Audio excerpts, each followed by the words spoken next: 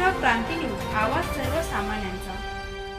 नमस्कार, मी प्रकाश आणि आपण बघत आहात महाराष्ट्र क्रांती न्यूज। खऱ्या अर्थानं आपण जर बघितलं तर वैद्यकीय शिक्षण घेण्यासाठी विद्यार्थ्यांना नीट परीक्षा पात्र होणं गरजेचं असतं आणि संबंध भारतामध्ये दिनांक 3 मे रोजी नीट परीक्षेचे पेपर घेतले गेले होते आणि त्यानंतर नीट परीक्षेचे पेपर लीक झाल्यानंतर संपूर्ण भारतामध्ये एकच खळबळ उडाली होती आणि त्याच अनुषंगाने शासनाने आता आज म्हणजेच 21 जून रोजी पुन्हा ती परीक्षा घेण्याचं ठरवलेलं आहे। नाशिक शहरातील सातपूर परिसरात असलेल्या श्री छत्रपती शिवाजी विद्यालयात हे केंद्र देण्यात आलेलं आहे आणि तिथं ही परीक्षा त्या ठिकाणी पार पडणार आहे। या ठिकाणी आपण जर बघितलं तर त्या पेपर फुटीनंतर शासनाने कठोर अशी पावले उचललेली आहेत। प्रत्येक परीक्षा केंद्रावर सुरक्षा व्यवस्था वाढवण्यात आलेली आहे। आपण या ठिकाणी बघाल तर या ठिकाणी बॅरिकेड आणण्यात आलेले आहेत।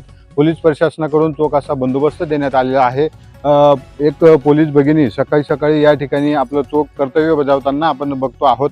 या ठिकाणी आपण बघितलं तर संपूर्ण शालेय परिसरामध्ये 100 मीटरच्या अंतरावर बॅरिकेड्स करण्यात येणार आहे आणि परीक्षा दुपारनंतर सुरू होणार आहे। 2 वाजेनंतर 5 वाजेपर्यंत सुमारे चालणार आहे। परंतु संपूर्ण भारतामध्ये 22 लाख विद्यार्थी ही पुनर्परीक्षा नीटची देणार आहेत। त्या अनुषंगाने जो पेपर फुटीचा प्रकार झाला, आता कुठलाही तसा प्रकार होणार नाही याची संपूर्ण खबरदारी प्रशासनाने घेतलेली आहे आणि त्याच अनुषंगाने आपण जर बघितलं तर सर्व परीक्षा केंद्रांवर अशी कडेकोट सुरक्षा व्यवस्था करण्याचं आपल्याला पाहायला मिळतं आहे।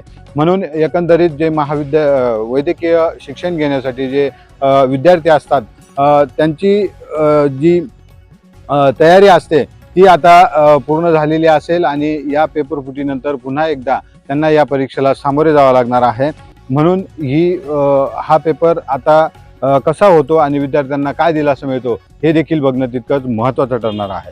महाराष्ट्र क्रांती न्यूजसाठी सहकारी मित्र विशाल वानखेडेसह मी प्रकाश बागुल, नाशिक।